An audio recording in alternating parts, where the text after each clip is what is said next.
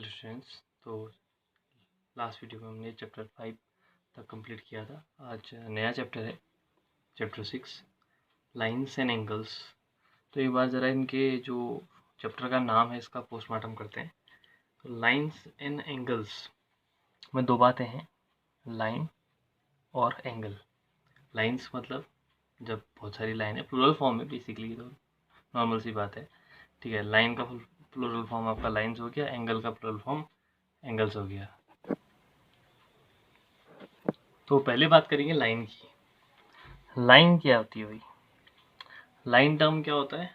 ठीक है, एक कंटिन्यूस फॉर्म है, कंटिन्यूस पैटर्न है, ठीक है, जिसको हम स्ट्रेट एक तरह का क्या, लाइन को अगर हम डिफाइन करें तो कंटिन्यूसली एक स्ट्रेट पैटर्न है, ठीक है, जिसको हम लाइन बोलते हैं। अब ये नहीं कह सकते कि लाइन को हम कह सकते हैं the set of points in a specific manner, ठीक है। अगर मैं लाइन को एक्सप्लेन करूं इन माई ओन टर्म्स तो मैं इसको कह दूंगा लाइन क्या है? सेट ऑफ पॉइंट्स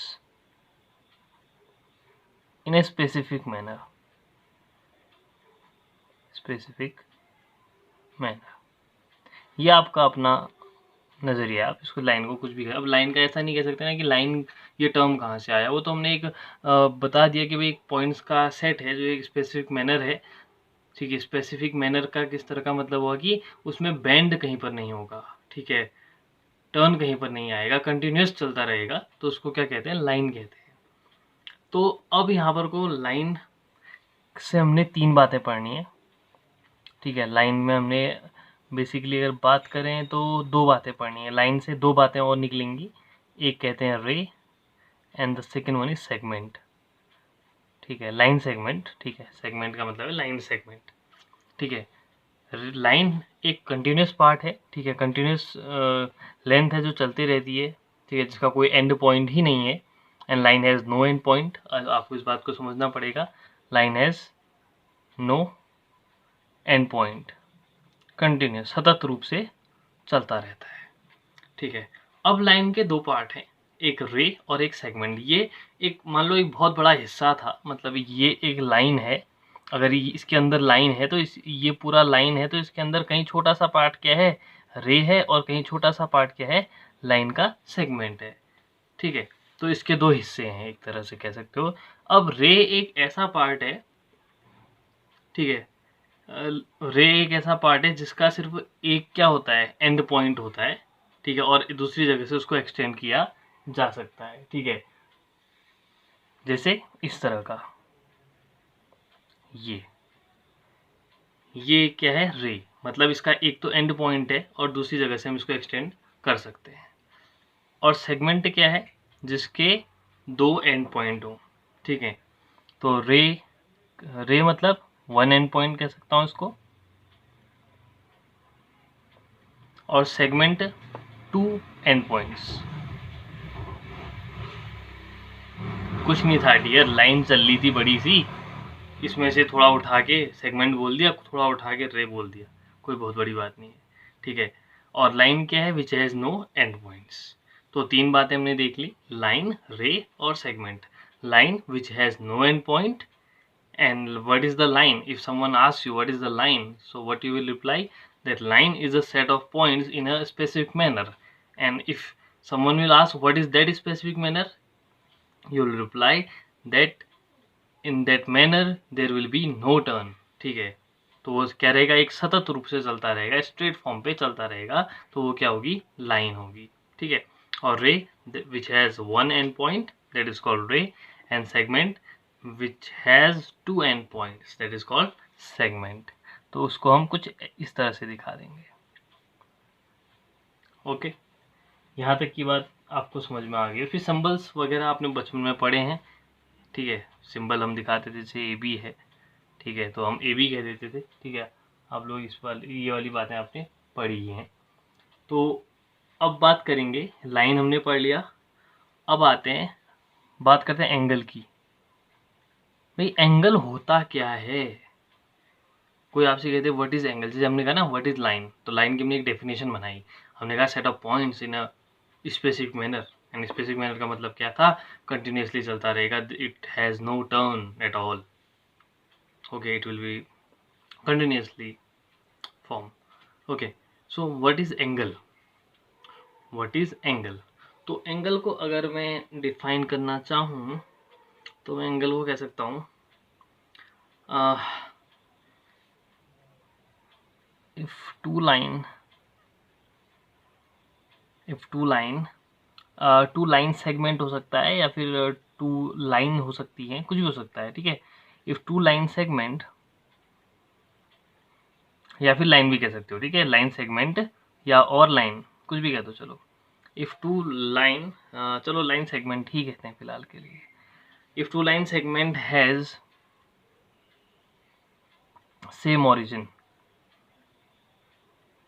बातों को समझना, if two line segment has same origin, then the space between the space between the two line segment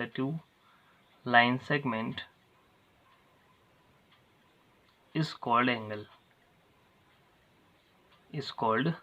angle, थोड़ा सा लिखने में यहाँ पर को प्रॉब्लम नहीं है, ठीक है, तो हैंड राइटिंग का इशू रहेगा, तो इसलिए मैं साथ में चीज़ों को रिकॉल भी कर रहा हूँ, सॉरी डिक्टेट भी कर रहा हूँ, ठीक है।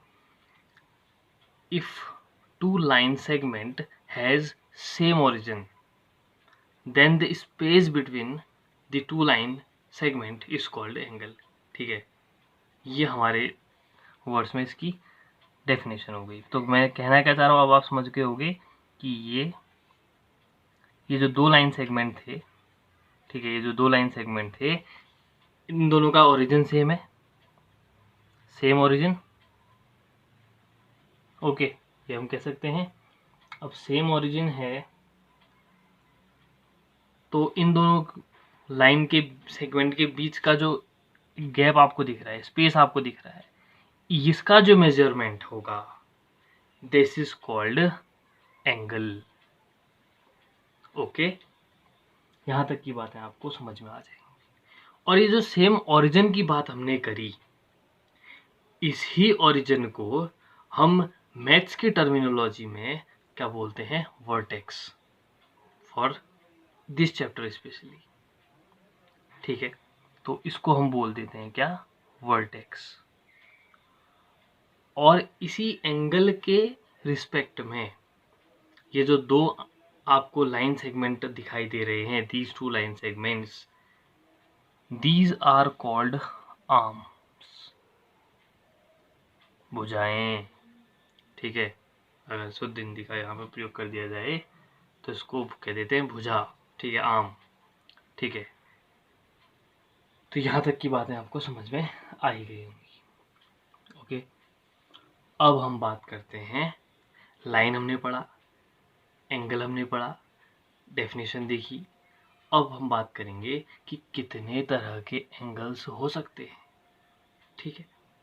और अब भाई एंगल को हम जो जिस टर्म से डिनोट करते हैं, दैट इज कॉल्ड थीटा, ठीक है। अब ये थीटा यहाँ पर को हम थीटा नहीं कहेंगे, थीटा थोड़ा सा आपका 10th क्लास का मैटर हो जाएगा, तो कुछ भी कह देंगे, आपको पता ही है 26 अल्फ़ाबेट तो है हमारे पास ना, एक भी उसमें से पकड़ के वेरिएबल लग देंगे यहाँ पे, तो it is understanding things, okay. Now okay, एक यहाँ पर को छोटा सा बात ये रह जाती है, ठीक है, अगर तीन या फिर तीन से ज़्यादा पॉइंट, अगर तीन या फिर तीन से ज़्यादा पॉइंट एक ही लाइन में है, अगर तीन या तीन से ज़्यादा पॉइंट एक ही लाइन में हैं तो हम कह देंगे उन पॉइंट्स को कोलिनियर पॉइंट्स, ठीक है। If 3 or more points lie on the same line they are called collinear points, otherwise they are called non collinear point. इस बात को लिखने की बहुत ज़्यादा ज़रूरत नहीं है, बस दिमाग में छाप लेना, ठीक है, कि if 3 or more points lie on the same line they are called collinear points and otherwise they are called non collinear point, okay. यहाँ तक की बात आपको समझ में आई होगी, लाइन सेगमेंट, ठीक है। अगर प्रॉब्लम होती है तो आप वीडियो को रिवाइंड कर सकते हो, तो दिक्कत नहीं होगी, आपको समझ में आ ही जाएंगी बातें, ठीक है। अब बात करते हैं टाइप्स ऑफ एंगल्स की। टाइप्स ऑफ एंगल्स, पहले बात करते हैं बचपन की, जो आपने इससे पहले वाली क्लासेस में पढ़े होंगे जिनके बारे में। सबसे पहला बात करेंगे एक्यूट एंगल की। एक्यूट एंगल, अगर मैं एंगल को x से डिनोट करूं, अगर मैं एंगल को x से डिनोट करूं तो मैं ये कहूँगा कि जो x है वो क्या होगा, 0 से तो बड़ा होगा लेकिन 90 से छोटा होगा। यही तो मतलब हुआ एक्यूट एंगल का। आप जानते हैं भाई इस बारे में, ये नॉर्मल सी बात है। ये क्या होगा, एक्यूट एंगल होगा।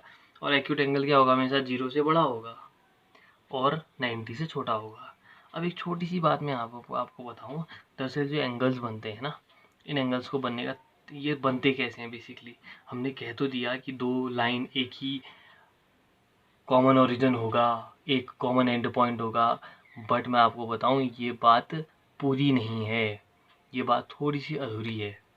अगर इसमें इस बात को थोड़ा सा और, इस बात को अधूरा जो मैंने बोला, इसको अगर मैं पूरा करूं तो मैं थोड़ा सा एक स्टेप आगे बढ़ के, जो आप क्लास 10th में शायद सीखते, तो उसको मैं यहीं पर को आपको हल्का सा क्लैरिटी दे देता हूँ कि जो एंगल की बात हमने करी, एंगल दरअसल बनता ऐसे भी नहीं है। ये तो मैंने आपको थोड़ा सा आधा बताया कि two line segment has the same origin, then the space between the two line segment is called angle. But angle इससे कुछ आगे अलग है। दरअसल शुरुआत उसकी कहीं और से हुई है। शुरुआत वहाँ से नहीं हुई जहाँ से मैंने आपको बताया। शुरुआत कहाँ से हुई एक बार समझ ही लेते हैं। चलो जब यहाँ तक करा है तो क्यों छोड़ना है।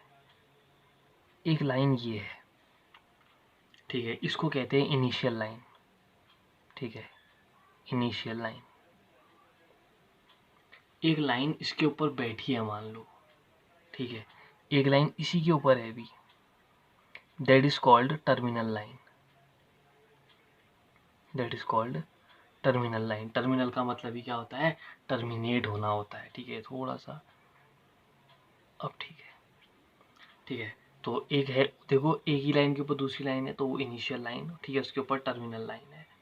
ओके, तो अब जब इनिशियल लाइन तो वहीं पर है, इनिशियल का मतलब ही क्या है, तो इनिशिएट है, ऊपर फिक्स लाइन है, उसको आप इनिशियल कह के या फिर फिक्स लाइन भी कह सकते हो। ठीक है, ये फिक्स्ड है, फिक्स्ड लाइन।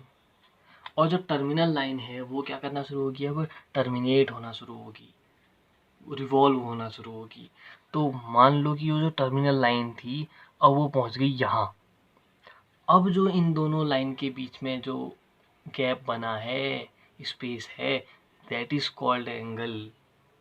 ठीक है, ये हिस्सा जो आया, this is called angle.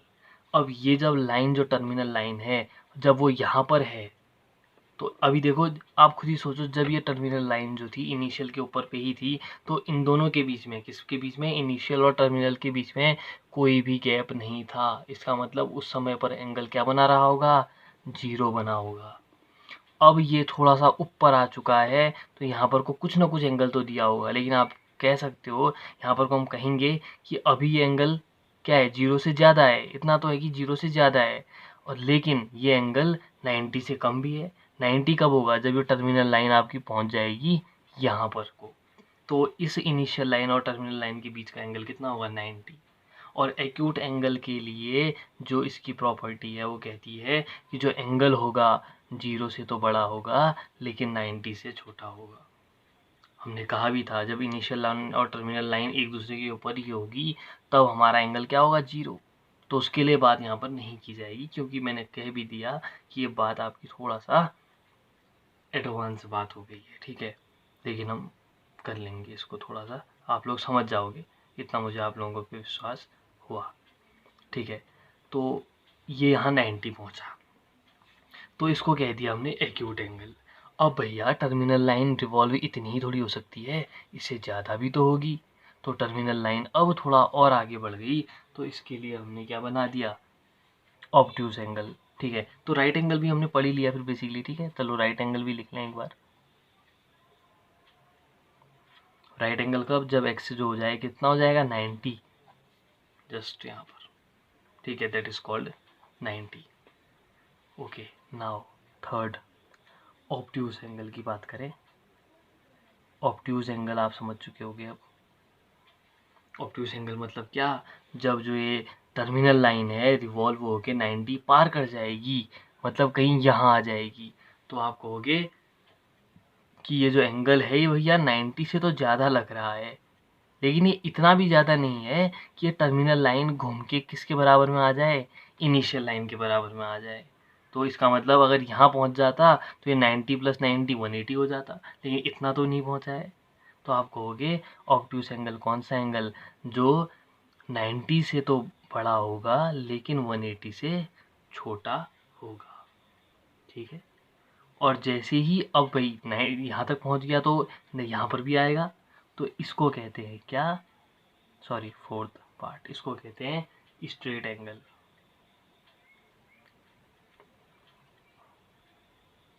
Straight angle मतलब ये जो टर्मिनल लाइन के ऊपर, इनिशियल के ऊपर जो टर्मिनल लाइन थी घूम के बराबर में किसके आ गई, इनिशियल के साथ आ गई मिलके। ठीक है, तो क्या बनेगा, स्ट्रेट एंगल, इसको कह देते हैं 180, जब एंगल कितना हो जाए, 180 हो जाए। अब एक बात करते हैं, अब भाई 180 यहाँ तक घूम ही गया है, तो इसको क्या करते हैं, घुमा के पूरा ले आते हैं कहाँ, वापस इनिशियल के ऊपर। अब जो बनेगा वो क्या होगा आपका, ऑब्ट्यूस। ठीक है, अभी हम टर्मिनल इनिशियल तक ला नहीं रहे हैं, अभी हम इसको क्या कह रहे हैं, रिफ्लेक्स एंगल कह रहे हैं, रिफ्लेक्स एंगल।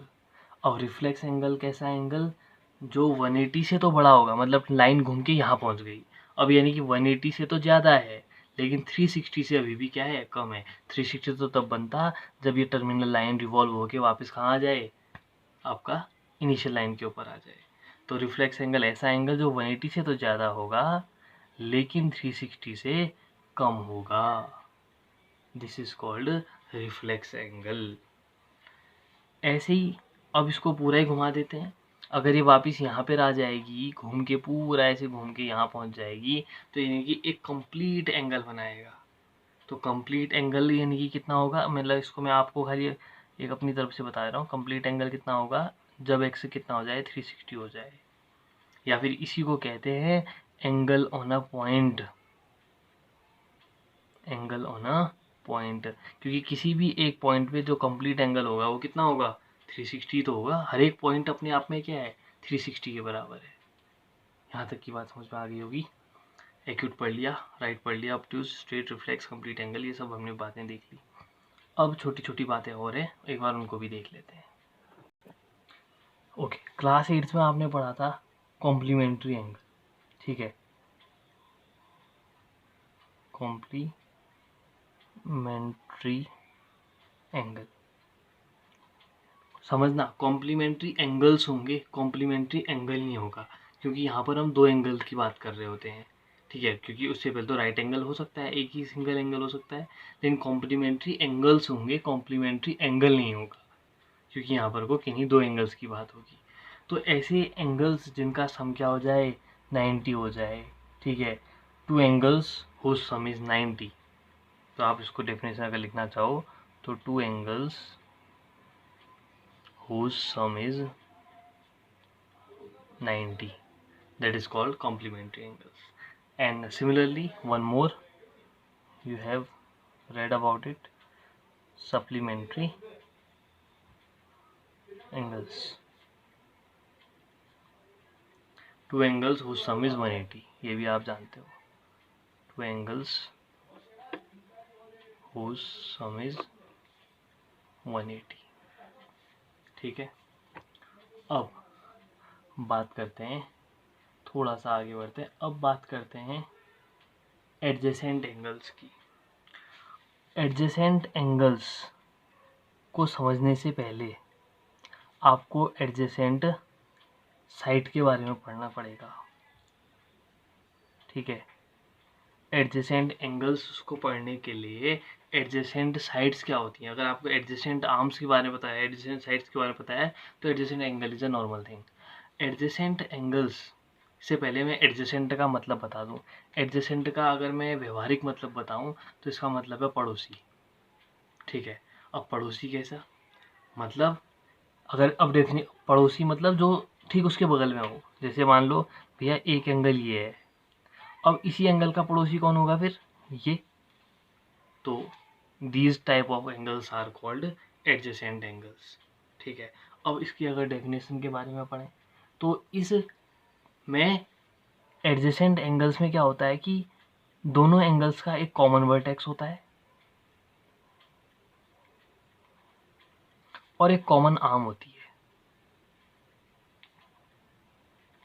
ठीक है, ऐसे एंगल्स जिनका एक कॉमन वर्टेक्स होगा और एक कॉमन आर्म होगी, तो ऐसे एंगल्स क्या कहलाएंगे? Adjacent angles. या दूसरी बात हमने क्या करी? पड़ोसी एंगल्स। ठीक है, पड़ोसी एंगल ऑब्वियस है, पड़ोसी क्या होता है तो कुछ एक चीज़ कॉमन हो जाएगी वहाँ पर। हमने देखा होगा कभी कभी क्या होता है कि छत कॉमन हो जाती है, इस तरफ एक फैमिली, दूसरी तरफ एक फैमिली, तो वो पड़ोसी हो गए। ठीक है, तो इस तरह की बात आप कर सकते हैं। अदरवाइज नॉर्मल बात है, कॉमन वर्टेक्स होगा, कॉमन आर्म होगी दो एंगल्स की, तो ऐसे एंगल्स को क्या कह देंगे? एडजेसेंट एंगल्स कह देंगे। यहाँ तक की बात समझ में आ गई होगी। ठीक है, अब बात कर लेते हैं एक बार लीनियर पेयर ऑफ एंगल्स की। लीनियर पेयर ऑफ एंगल्स की, अरे लिख लेना रे ये बातें जो बता रहा हूँ। हाँ, इसकी डेफिनेशन बना लेना, कोई दिक्कत होगी तो you can ask any time. Linear pair of angles, linear pair of angles का मतलब है, पेयर का मतलब जोड़ा, ये आप जानते हैं। एंगल्स तो एंगल है, लीनियर मतलब एक लाइन पे बन रहे हैं। आपको इन लोगों से, ठीक है, मतलब ऐसे एंगल्स जो एक लाइन पे पेयर बन रहा है, ऐसे मतलब वो सिर्फ पेयर मतलब दो ही एंगल्स होंगे, जैसे इस लाइन पे दो एंगल बनेगी है, इन दोनों का सम क्या होगा? हमेशा 180 होगा। This is called linear pair of angles. तो लीनियर पेयर ऑफ एंगल्स में क्या होता है? सम ऑफ टू एंगल्स क्या होगा? हमेशा 180 होगा। वैसे लीनियर पेयर ऑफ एंगल्स कहूँ या एंगल्स ऑन अ लाइन कहूँ, दोनों बातों में बहुत ज़्यादा अंतर नहीं होता है। जैसे ये इस लाइन पे बहुत सारे एंगल बने, ये भी बना, ये भी बना, ये भी बना, ये भी, लेकिन इन सबको ऐड करोगे तो ऑब्वियस है क्या देगा? 180 ही देगा। यहाँ पर को हम दो ही लेते हैं बस, ये बात है। यहाँ पर को हम दो ही ले रहे हैं तो लीनियर पेयर कह रहे हैं, यहाँ पर को दो से ज़्यादा हो रहे हैं तो एंगल्स ऑन अ लाइन कह रहे हैं, लेकिन काम दोनों में एक ही होगा कि यहाँ सम 180 और यहाँ भी सबका सम 180। ठीक है, तो लीनियर पेयर ऑफ एंगल्स आप ये पहले से आप जानते हो इन बारों तो। ठीक है,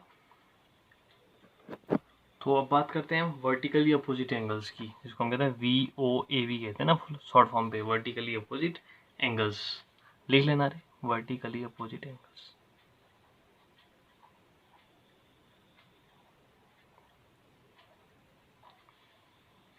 ओके, तो वर्टिकली अपोजिट एंगल्स इसको सीधे सीधे बना के बताएं तो ज़्यादा अच्छा लगेगा कि दो लाइन जब इंटरसेक्टिंग होती हैं तो इंटरसेक्शन पॉइंट पे बनने वाले अपोजिट एंगल्स हमेशा क्या होंगे? इक्वल होंगे। यही बोलता है वर्टिकली अपोजिट एंगल की जो प्रॉपर्टी है कि ये आपस में हमेशा इक्वल होंगे और ये आपस में हमेशा इक्वल होंगे।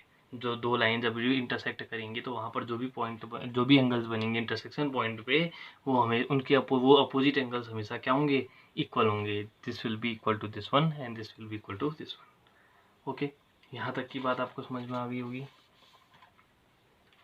ठीक है, तो इसके बाद वैसे बहुत ज़्यादा बात बचती नहीं है। Intersecting and non intersecting lines के बारे में मैं आपको क्या बताऊं? कुछ खास बात करें तो कुछ नहीं। देखो, दो लाइंस के साथ तीन कंडीशन होती हैं। देखो, मैं एक ही के ऊपर मैं दो बार इसको बनाया, ठीक है, इसको वैसे रे हो गया ये तो, ठीक है, चलो मान लेते हैं, कोई बात नहीं, लाइन सेगमेंटिंग है। तो दो लाइंस के साथ तीन कंडीशन होंगी, ये आप लोग भी समझ सकते हो कि भैया या तो दो लाइन पैरेलल होंगी, या दो लाइन इंटरसेक्ट कर रही होंगी किसी एक सिंगल पॉइंट पे, या फिर एक ही लाइन के ऊपर दूसरी लाइन होगी। ठीक है, इतना ही हो सकता है। ठीक है, दो लाइन के साथ सिर्फ तीन बातें हो सकती हैं, या तो दो लाइन आपस में पैरेलल होंगी या इंटरसेक्ट करेंगी, या फिर एक ही लाइन के ऊपर दूसरी लाइन होगी। और ये जो तीन बातें मैंने बताई, ये आपकी तीन बातें अगले साल जब आप थर्ड चैप्टर पढ़ रहे होगे तो वहाँ पर को आपकी काम आ जाएगी। ठीक है, वहाँ पर को यही तीन बातों का जिक्र होगा। यहाँ पर को जो हम पढ़ेंगे वो ट्रांसवर्सल वाला काम करेंगे, लेकिन ट्रांसवर्सल वाला काम अभी आपको फर्स्ट एक्सरसाइज में उसका कोई ज़्यादा फायदा है नहीं, तो वो जब ट्रांसवर्सल वाली बात आएगी फॉर एक्सरसाइज 6.2 तो we will talk about there only. Okay, तो फिलहाल के लिए हम इतनी बातें आपको समझ में आई होंगी। ठीक है, तो इतना काम आप करेंगे, ये चीज़ें समझेंगे, इनको अपने हिसाब से नोट डाउन करेंगे। ठीक है, आप समझते हुए इनके नोट्स बना लेंगे। ठीक है, हालांकि सारी चीज़ें मैंने आपको इसमें बता ही दी हैं, तो बहुत ज़्यादा समस्या है नहीं। ओके, तो दैट्स ऑल।